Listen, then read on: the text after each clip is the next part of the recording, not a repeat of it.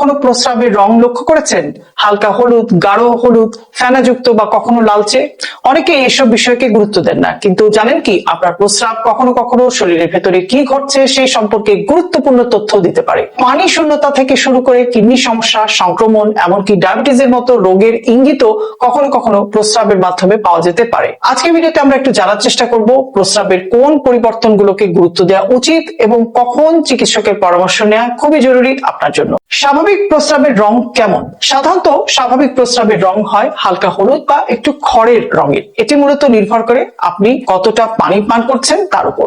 গাঢ় হলুদ প্রস্রাব, এটা সবচেয়ে সাধারণ পরিবর্তন। প্রায়শই এর কারণ হলো পর্যাপ্ত পানি পান না করা, অতিরিক্ত ঘাম, শরীরে পানির ঘাটতি। যদি পানি বেশি খাওয়ার পরও প্রস্রাব দীর্ঘদিন গাঢ় থাকে তাহলে অবশ্যই চিকিৎসকের পরামর্শ নেওয়া উচিত। খুব গাঢ় বা চায়ের মতো রং, প্রস্রাব যদি চা বা কোকাকোলার মতো গাঢ় রঙের হয় তাহলে এটি কিছু ক্ষেত্রে লিভারের সমস্যা, পিত্তনালীর সমস্যা, গুরুতর পানি শূন্যতা এর সঙ্গে সম্পর্কিত হতে পারে। ফেনাযুক্ত প্রস্রাব, মাঝে মাঝে সামান্য ফেনাটা স্বাভাবিক, কিন্তু যদি নিয়মিত ফেনা দেখা যায় এবং দীর্ঘ সময় থাকে তাহলে এটি প্রস্রাবে অতিরিক্ত প্রোটিন থাকার ইঙ্গিত হতে পারে। এটি কিডনির কিছু সমস্যার ক্ষেত্রে দেখা দিতে পারে। লাল বা গোলাপি প্রস্রাব, এটি এমন একটি পরিবর্তন যা কখনোই অবহেলা করা উচিত নয়। এর কারণ হতে পারে প্রস্রাবে রক্ত যাওয়া, কিডনিতে পাথর, বিভিন্ন ধরনের সংক্রমণ, মূত্রতন্ত্রের অন্যান্য সমস্যা।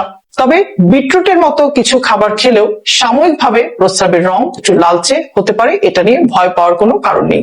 ঘোলা বা মেঘলা প্রস্রাব, প্রস্রাব যদি স্বচ্ছ না হয়ে ঘোলা দেখায় তাহলে এটি কখনো কখনো সংক্রমণের লক্ষণ হতে পারে, বিশেষ করে এর সাথে যদি থাকে জ্বালাপোড়া, ঘন ঘন প্রস্রাব, দুর্গন্ধ ইত্যাদি সমস্যা। বারবার প্রস্রাব হওয়া, প্রচুর পানি পান করলে বেশি প্রস্রাব হওয়াটা স্বাভাবিক, কিন্তু যদি অতিরিক্ত তৃষ্ণা লাগে, রাতে বারবার প্রস্রাব করতে ওঠেন, হঠাৎ প্রস্রাবের পরিমাণ বেড়ে যায়, তাহলে ডায়াবেটিস সহ বিভিন্ন কারণে এরকম কিন্তু হতে পারে। প্রস্রাবের জ্বালাপোড়া, এটি প্রায় মূত্রনালীর সংক্রমণের সাথে জড়িত, বিশেষ করে নারীদের মধ্যে এটি বেশি দেখা যায়। প্রস্রাবের তীব্র দুর্গন্ধ, কিছু খাবার এবং ওষুধের কারণেও সাময়িক গন্ধের একটা পরিবর্তন হতে পারে, তবে দীর্ঘদিন তীব্র দুর্গন্ধ থাকলে সংক্রমণ বা অন্য কোনো সমস্যা আছে কিনা সেই বিষয়টি অবশ্যই বিবেচনা করা উচিত। তখন আপনি চিকিৎসকের কাছে যাবেন যদি আপনার প্রস্রাবের রক্ত দেখা যায়, ফেনাযুক্ত প্রস্রাব দীর্ঘদিন থাকে, প্রস্রাবের জ্বালাপোড়া হয়, জ্বরের সঙ্গে প্রস্রাবের সমস্যা থাকে, পা ফুলে যায়, প্রস্রাবের পরিমাণ হঠাৎ কমে যায়, তাহলে দ্রুত চিকিৎসকের সাথে পরামর্শ করা